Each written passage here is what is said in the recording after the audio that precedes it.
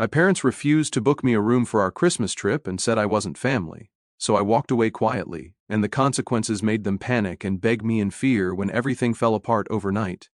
I am 34, male, live in Denver, and make around $175,000 annually. I know that sounds decent, but wait until you hear about the rest of my family and their ridiculous spending habits. This story involves years of family dysfunction, public humiliation, and the most epic comeback you can imagine. Let me paint you a detailed picture of my childhood and why this revenge was so incredibly satisfying.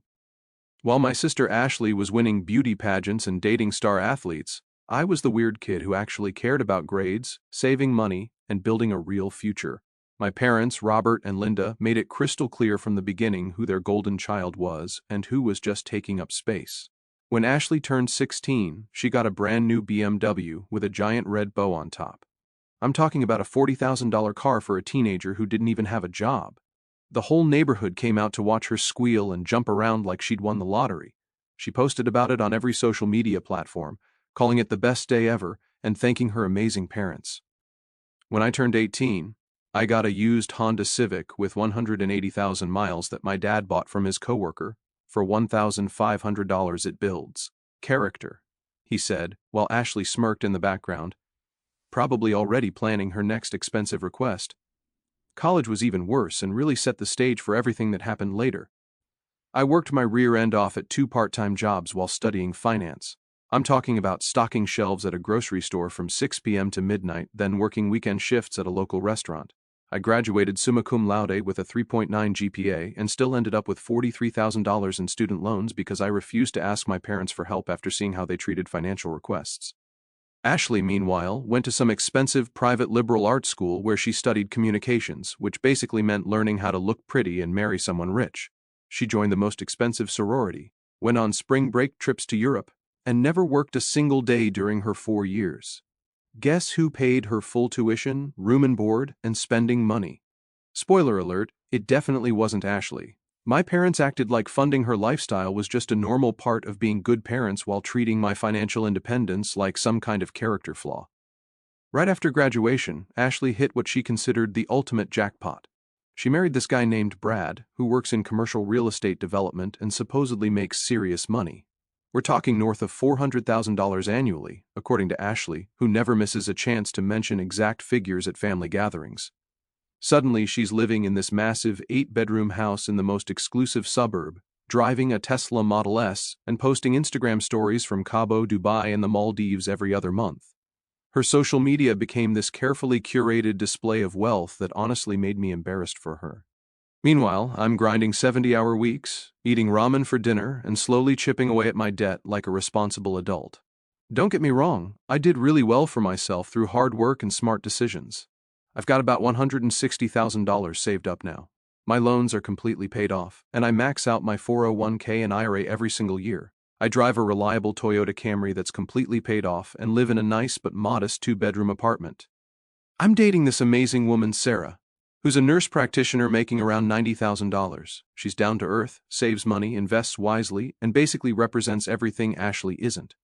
But apparently being financially responsible and living within your actual means makes you boring and unsuccessful. According to my family, Ashley never misses an opportunity to take passive-aggressive shots at my lifestyle choices. At family gatherings, she'll make comments like, "Finn, when are you going to get a real job that pays enough to actually enjoy life instead of just surviving?" Or, "Maybe if you spent less time obsessing over spreadsheets and more time networking with successful people, you'd understand how the world actually works." She'd say this while showing off whatever new designer purchase she'd made that week. She always delivers these comments with this fake concerned voice that makes me want to scream. Like she's genuinely worried about my sad little existence while flashing her newest Louis Vuitton handbag that costs more than most people's monthly rent. The worst part was watching my parents nod along like her criticism was completely valid and helpful. Here's the thing that makes this whole story even more satisfying, though. Our grandfather William built a construction empire from absolutely nothing. We're talking about a true self-made success story. He started with a pickup truck, a toolbox, and a willingness to work 16-hour days in all weather conditions. Through decades of hard work, smart investments, and treating people fairly, he ended up owning one of the largest construction companies in Colorado. The man is worth somewhere between $8 and $10 million, and he's always been passionate about teaching family values like hard work, saving money, and earning what you get through merit, rather than handouts. Somehow that lesson only stuck with me. The rest of my family treats Grandpa like their personal ATM machine. They all live these completely inflated lifestyles, funded entirely by his generosity, then have the absolute nerve to look down on me for being unsuccessful and unmotivated. The irony was completely lost on them. Every year, Grandpa organizes this elaborate family Christmas trip to bring everyone together and maintain family bonds. He pays for absolutely everything because he believes family unity is worth any price. Last year's trip was supposed to be at some fancy ski resort in Vail that charges $1,200 per night for basic rooms. We're talking about $200 dinners, $300 spa treatments, and lift tickets that cost more than most people spend on groceries in a week. Grandpa had booked everything months in advance because he wanted this particular trip to be extra special, for reasons I didn't understand at the time. I was actually looking forward to it because work had been absolutely brutal and I desperately needed a break from the constant stress. That anticipation made what happened next even more devastating. I drove up from Denver after finishing a major project at work on Friday, finally arriving at the resort around 8 in the evening. The place was absolutely ridiculous in the most ostentatious way possible. Picture exposed wood beams that probably cost more than my car, natural stonework that looked like it belonged in a museum, and massive fireplaces with chimneys you could probably fit a small person inside. People were walking around in ski gear that easily cost $5,000 per outfit, casually discussing their plans for helicopter skiing and private mountain tours. I felt a little underdressed, in my normal Columbia winter jacket and basic snow pants. But I figured nobody would really care. I was there to spend time with family, not compete in some kind class warfare fashion show. Boy, was I wrong about that assumption. I walked up to the front desk with my simple duffel bag, gave the clerk my name, and waited while she typed away at her computer with increasing confusion. She started frowning, then typing more aggressively. More frowning followed by frustrated sighing. Finally, she called over her supervisor, who began the same process with identical results. "I'm very sorry, sir, but I don't see any reservation under your name in our system. Let me try different spellings and check if it might be under a family member's name." That's when I heard Ashley's voice behind me, and I immediately knew something was wrong just from her tone. There was this weird theatrical quality to it that I recognized from childhood whenever she was about to cause trouble. "Oh my goodness, Finn, you actually made it. I wasn't sure you'd be able to get time off from your little job." She sounded way too cheerful, like she was putting on a performance for an invisible audience. I turned around and there she was in some designer ski outfit that probably cost more than I spent on clothes in an entire year. We're talking about a jacket that was clearly custom fitted, pants that had some kind of metallic threading, and boots that looked like they belonged in a fashion magazine rather than on an actual mountain.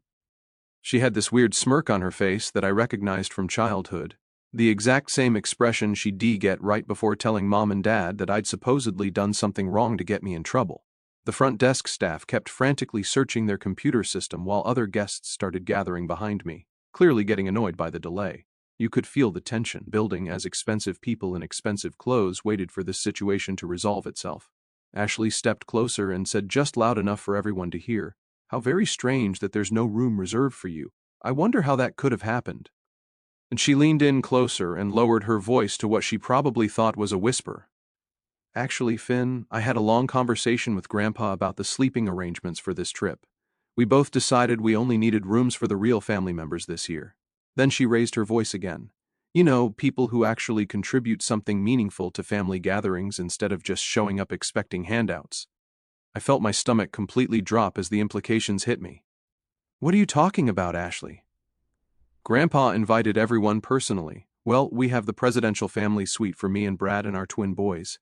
Mom and Dad have their lovely corner room with the mountain view." She paused dramatically, clearly enjoying every second of this. "I guess there just wasn't space for everyone who wanted to come. You understand how expensive these places are, right?" The lobby had gone completely quiet, except for the crackling of the fireplace. I looked around and spotted my parents sitting in leather chairs near the main fireplace. When I made direct eye contact with them, they both immediately turned away like cowards. Brad was standing near the concierge desk, scrolling through his phone like absolutely nothing was happening. Their twin 8-year-old boys were running around the lobby completely oblivious to the adult drama unfolding around them. Ashley continued her carefully planned performance. I mean, let's be realistic here. It's not like you could afford to stay at a place like this anyway on your little analyst salary. Maybe there's a Holiday Inn or Super 8 motel down the mountain somewhere. She actually started giggling while saying this, like the idea of me staying at a budget hotel was the funniest thing she'd ever imagined.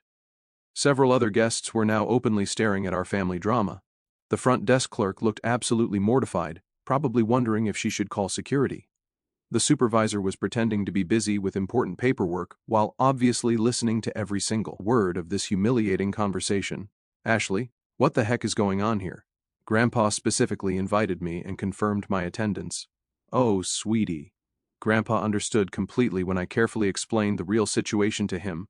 We need to prioritize the people who actually matter to this family's future success. She gestured dramatically toward Brad, who still hadn't looked up from his phone. I mean, Brad's company just closed a $15 million commercial development deal last month. That's real success. That's the kind of achievement we should be celebrating and supporting as a family unit. Something clicked in my brain at that exact moment. This wasn't some innocent misunderstanding or computer error. Ashley had deliberately and carefully planned this entire scenario. She wanted to humiliate me in front of complete strangers to prove some twisted point about family hierarchy and her perceived superiority. The realization hit me like a physical blow. I stood there for maybe 20 seconds, just processing what was happening while Ashley watched my face with obvious satisfaction. She was clearly enjoying herself immensely, probably expecting me to beg for help or make some kind of desperate scene that would embarrass me even more. My parents were still avoiding eye contact like the cowards they'd always been. Brad continued pretending that none of this was happening. The other hotel guests were getting increasingly uncomfortable with this public family meltdown. Then something completely unexpected happened. Instead of feeling angry or hurt like Ashley obviously wanted, I felt this strange sense of crystal clear clarity, like puzzle pieces that had been scattered for years suddenly clicking into their proper places to reveal a picture I'd never seen before. You know what, Ashley? You're absolutely right about everything. Her confident smile faltered slightly as confusion crossed her face. I'm sorry. What did you say? You're completely right. I should definitely leave this place immediately. I pulled out my phone and opened a rideshare app with deliberate calm. I hope you and the real family have an absolutely wonderful Christmas together. Now she looked genuinely confused because this clearly wasn't the reaction she had carefully planned for. Wait, that's it? You're just giving up without even trying to fix this? Nope. I'm making a conscious choice based on new information.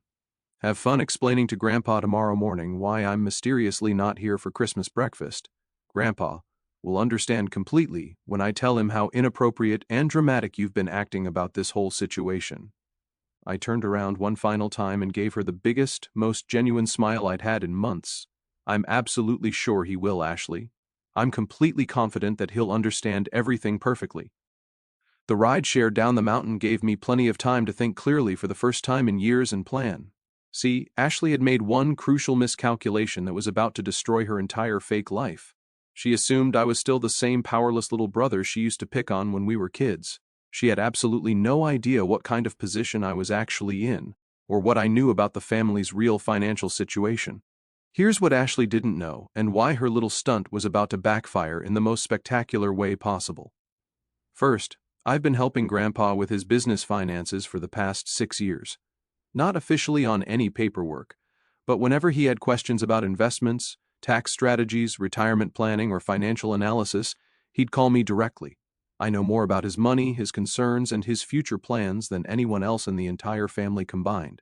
Second, I'm the person who convinced him to modernize his record-keeping and move everything to secure digital systems. I personally helped set up his online banking, organized his investment accounts, and digitized decades of paper records. I have legitimate access to financial information that would make Ashley's head spin if she had any idea what I could see. Third, and most importantly for what was about to happen, Grandpa has been getting increasingly worried about the family's spending habits and sense of entitlement.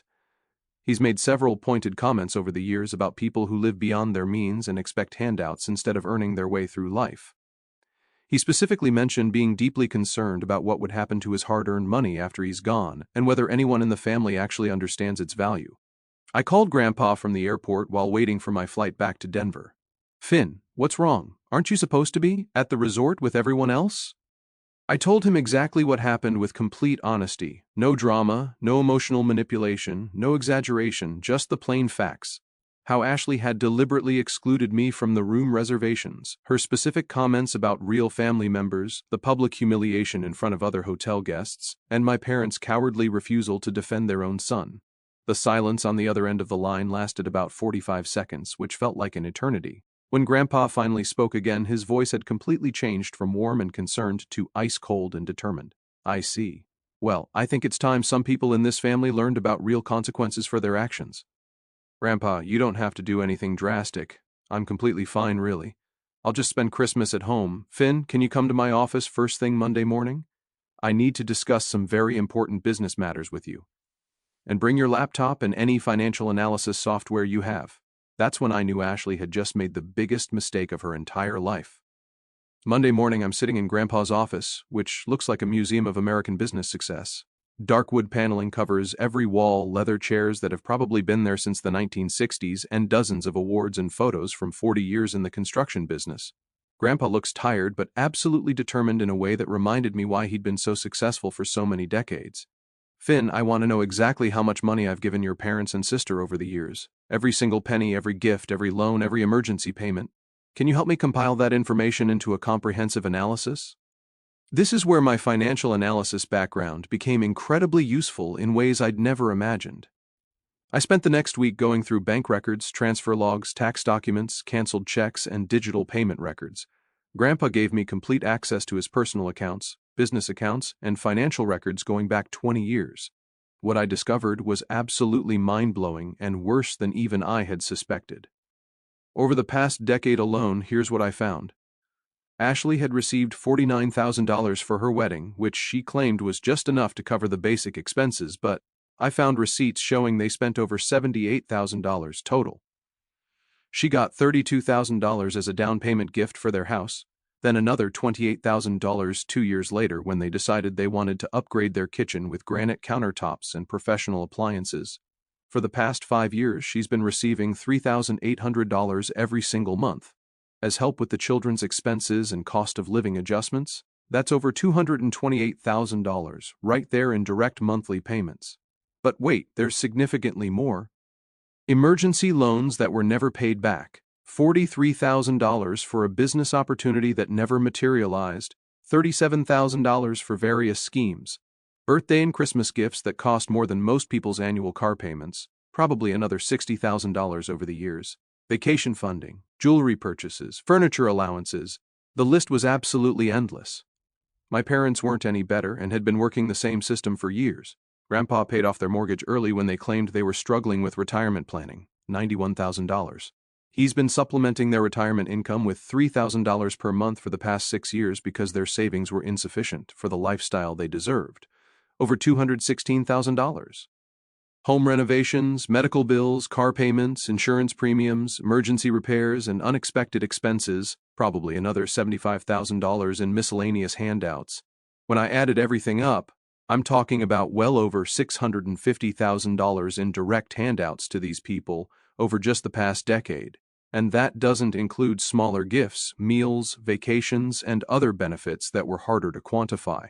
Meanwhile, I had asked Grandpa for help exactly once in my entire adult life. A $5,000 loan when I was between jobs for 3 months after college. I paid it back with interest within 4 months and never asked for anything else. Here's where the investigation got really interesting and revealed just how fake their lifestyle actually was. I decided to do some serious digging into Ashley and Brad's actual financial situation using public records databases that I have access to through my job. I know how to read financial documents, court filings, and business records in ways that most people don't. What I found was absolutely shocking. Their house is mortgaged to the absolute maximum limit. They owe $732,000 on a property that's currently worth maybe $650,000 in today's market. Both of their luxury cars are leased, not owned, which means they're repaying monthly fees for vehicles that will never belong to them. Ashley's credit card debt is completely insane. I found evidence of at least 12 different accounts with significant balances totaling over $90,000. But the real bombshell was Brad's supposedly successful business. Remember how Ashley loves bragging about his $15 million deal and $400,000 annual income? Well, according to public business filings, Brad's company has been struggling badly for the past 2 years. 3 major development projects fell through due to financing issues. His biggest commercial client terminated their contract in September after delays and cost overruns. The business has defaulted on 2 significant construction loans and is basically operating on borrowed time and credit extensions. They're living a completely fraudulent lifestyle funded entirely by massive debt and Grandpa's monthly payments. Without that $3,800 every single month, they'd be filing for bankruptcy within 60 days. Their entire social media persona is built on money they don't actually have. When I presented all this information to Grandpa in a detailed written report, he just sat there quietly for about 15 minutes, slowly flipping through the documents with increasing anger. Finally, he looked up at me with an expression I'd never seen before and said, very interesting indeed. I think it's time for some people to learn what real consequences feel like." 3 weeks after the ski resort incident, Grandpa called a mandatory family meeting at his house. He told everyone it was to discuss important financial planning matters and estate planning issues, and that attendance was absolutely not optional for anyone who wanted to remain in his will. I arrived early to help him prepare what would become the most satisfying presentation of my entire life. He had printed out everything: bank statements, transfer records, loan documents, property records, business filings, credit reports, all organized in neat folders with each family member's name written on the front in his careful handwriting. Ashley showed up 25 minutes late in her Tesla Model S, wearing another ridiculously expensive outfit that probably cost more than most people's monthly salary. She seemed genuinely annoyed at having to be there, like this was somehow an inconvenience to her busy schedule of spending other people's money and posting about it online. Brad looked increasingly uncomfortable from the moment he walked in. I think he was starting to realize their financial house of cards was getting extremely shaky. My parents arrived acting like absolutely nothing had happened at Christmas. No apology, no acknowledgement, no explanation for their cowardly behavior, just business as usual, probably assuming this meeting was about increasing their monthly allowance or discussing inheritance details. Grandpa started the meeting very formally. "I've asked everyone here today because I've been conducting a comprehensive review of my financial support to this family over the past 15 years. Finn helped me compile some very eye-opening information, and I think it's time we had a completely honest conversation about money, entitlement, and family values." He handed out the folders with theatrical precision. I watched Ashley's face carefully as she opened hers and started reading the numbers laid out in black and white. The color literally drained from her cheeks as she realized the scope of what she was looking at. "Now," Grandpa continued in his most businesslike tone, "I want each of you to carefully review those numbers and then explain to me why you believe you're entitled to this level of ongoing financial support." Ashley immediately went into full victim mode. "Grandpa, you know raising children is incredibly expensive these days. Brad and I work so hard to provide for our family, and with the economy being so uncertain and unpredictable—" "Ashley," Grandpa's voice cut through her, whining like a knife through butter, "according to these documents, your husband supposedly makes $400,000 annually. Please explain to me in specific terms why you require an additional $40,000 to $5,000 per year from me to maintain your lifestyle." "The house payment is really high because we wanted the boys to grow up in a good neighborhood, and they have activities and sports, and we have other necessary expenses that you wouldn't understand. You chose to buy a house you couldn't afford. You chose to lease luxury vehicles instead of buying reliable transportation. You chose to enroll your children in expensive private programs instead of excellent public alternatives. These were your conscious decisions made with the assumption that I would subsidize your lifestyle choices indefinitely." My parents tried to jump in and redirect attention. "Dad, you know how much we appreciate everything you've done for us over the years, but retirement planning is really complicated these days with inflation and medical costs. You retired at 62 specifically because you knew I would supplement your income indefinitely. You made minimal effort to save adequately for retirement because you assumed I would handle all your financial responsibilities. You treated my generosity as an entitlement rather than a gift." The tension in the room was becoming thick enough to cut with a knife. Ashley was starting to panic as she realized this wasn't going according to any script she'd imagined. "Grandpa, what exactly are you trying to say here? Are you threatening us?" "I'm saying that effective immediately, all financial support to this family is being permanently terminated." The explosion was immediate, predictable, and absolutely satisfying to watch. Ashley started her fake crying routine with crocodile tears and dramatic sobbing. My parents began talking over each other frantically about their fixed income, medical expenses, and retirement security. Brad just sat there looking like he wanted to disappear through the floor. But Grandpa wasn't finished delivering his verdict. Furthermore, I'm deeply disappointed and personally offended by how Finn was treated during our Christmas trip. The deliberate exclusion and public humiliation were completely unacceptable and showed me exactly what kind of people you've become when you think nobody important is watching. Ashley's fake tears immediately transformed into pure rage. This is about him? Are you seriously doing this because of him? He's a grown man. He should be able to take care of himself without running to Grandpa like a little baby. Yes, Ashley. He should be able to take care of himself, and he does. He has never asked me for ongoing support. He paid off his student loans through his own work. He lives within his actual means. He treats family members with respect and dignity. You might want to consider learning from his example instead of mocking it. Oh, please. He's a boring loser who stares at spreadsheets all day and has no social life. Brad makes 3 times what he makes. We're the successful ones in this family. We're the ones who matter. That's when Grandpa pulled out one final folder with a slight smile. Actually, speaking of Brad's tremendous success, he looked directly at Brad, who had gone completely pale and started sweating. Finn, would you like to share what your financial analysis revealed about the commercial real estate business? This is probably where any decent person should have felt sorry for them, but I didn't. Not even slightly. They had this coming for years. I opened my laptop and pulled up the detailed financial analysis I'd prepared specifically for this moment. Well, based on public records, business filings, and financial documents, Brad's company is essentially bankrupt and has been operating on borrowed time for months. Brad's face went from pale to green as he realized his fake empire was about to crumble in front of everyone. Finn, you had absolutely no right to investigate my private business affairs. Actually, I had every right. This is all publicly available information through state business registries and court filings. Your company has defaulted on 4 major construction loans in the past 2 years totaling over $2 million. Your largest commercial client terminated their contract in September after citing delays, cost overruns, and quality issues. You haven't successfully closed a development deal worth more than $60,000 since last summer. Ashley was looking back and forth between me and Brad like she couldn't process what she was hearing. The fake world she'd built on social media was crashing down in real time. I continued with methodical precision. Your personal finances are even worse than your business situation. Your house is underwater on the mortgage by approximately $82,000. You're carrying $97,000 in credit card debt across 14 different accounts. Your vehicle lease payments alone cost $2,200 per month, which is more than most families spend on housing. The silence in the room was absolutely deafening. You could hear the grandfather clock ticking in the corner. Grandpa spoke up with obvious satisfaction. Finn, what did your analysis reveal about Ashley's personal spending patterns? Based on credit card statements, bank records, and social media activity analysis, I estimate Ashley spends approximately $4,500 per month on clothes, accessories, beauty treatments, spa visits, and entertainment. That's more than twice what the average American family spends on housing, and it doesn't include the money she spends on vacations and luxury experiences. Ashley finally completely lost control. You absolute psychopath.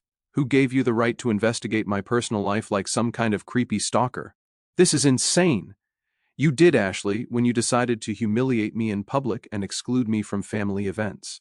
When you made it crystal clear that you consider me inferior to your supposedly successful husband. When you treated me like garbage in front of strangers. Actions have consequences, and you're about to learn what those consequences look like. Grandpa stood up slowly with the dignity of a man who'd built an empire through hard work. I think we've covered everything we need to discuss today. You all have some very serious decisions to make about your futures. Finn, could you please stay behind for a few minutes? I have something important to discuss with you privately. My parents and Ashley's family filed out of the house in complete chaos. Ashley was screaming about how unfair everything was and how I had destroyed the family with my psychotic behavior. Brad looked like he was going to be physically sick. My parents just looked utterly defeated and lost. After they left, Grandpa sat back down and actually smiled at me with genuine warmth for the first time in weeks. You know, Finn, I've been thinking quite a bit about updating my will and estate planning lately. My estate planning attorney thinks it's definitely time to make some very significant changes to reflect my current understanding of family values and responsibility. 8 months have passed since that family meeting, And the results have been absolutely spectacular beyond my wildest dreams. Brad's business officially filed for Chapter 7 bankruptcy in April. They lost the house to foreclosure and had to move into a small 2-bedroom rental apartment in a much less desirable part of town. Both luxury cars were repossessed within 6 weeks when they couldn't make the lease payments. Ashley had to get her first real job in over a decade. She's working at a department store making $13 per hour and absolutely hating every minute of it. Her social media went completely dark because she can't afford the lifestyle she used to fake. My parents had to sell their house and downsize to a tiny 1-bedroom condo in a retirement community they can actually afford. Dad came out of retirement and got a job as a part-time cashier at a hardware store. Mom is working the register at a grocery store. They're both completely miserable and constantly stressed about money for the first time in decades. The twins had to transfer from their expensive private school to public school, which Ashley complained about constantly, until she realized nobody cared about her problems anymore. But here's the absolute best part that makes this whole story perfect. They all started calling me, desperately begging for help. It started with my parents about 3 months after the meeting. "Finn, sweetheart, we're so sorry about what happened at Christmas. We should have defended you against Ashley. We realize now how wrong we were to treat you that way. Could you maybe talk to Grandpa for us? We're really struggling with these bills, and we don't know what we're going to do." I told them I'd consider helping if they wrote me a detailed handwritten letter acknowledging exactly how they'd treated me over the years and taking full responsibility for their choices and behavior. They actually did it, spending pages apologizing and admitting their mistakes, but it was obviously just desperate damage control. Then Brad called me about 2 months ago. "Look, man, I know we got off on the wrong foot, and Ashley really regrets how she handled the Christmas situation. She feels terrible about everything. Is there any way you could help us out? Maybe a small loan to get us back on our feet? I promise I'll pay you back with interest as soon as business picks up again." I laughed out loud and hung up on him immediately. But the most satisfying call came from Ashley herself about 6 weeks ago, and I recorded it because I knew this day would come. "Finn, please. I know I messed up really badly. I was completely wrong about everything. I was horrible to you, and I'm genuinely sorry, but I'm absolutely desperate here. The boys keep asking why we had to move, why mommy has to work now, why we can't go on vacation anymore, why their friends can't come over to our apartment. I'll do anything. I'll apologize publicly on social media. I'll admit I was wrong about everything. I'll tell everyone you were right. Just please help us get back to normal." Ashley, I have just one question for you, and I want you to think carefully before you answer. Anything. Ask me anything you want. When you excluded me from that hotel reservation and told everyone it was only for the real family, did you think for even 1 second about how that would make me feel as your brother? Complete silence for about 30 seconds. Did you consider that I'm your brother and I deserved basic respect and dignity regardless of how much money I make? Finn, I was just trying to... No, Ashley, you humiliated me because you thought I was weak and pathetic. You thought I needed you more than you needed me. You assumed I would always be there as your backup plan. You were completely wrong on every single count. Please, Finn, I'm literally begging you here. I'll get on my knees if that's what you want. You know what? You're absolutely right. You are begging me. And do you know how that makes me feel? It makes me feel like maybe there's some real justice in the world after all.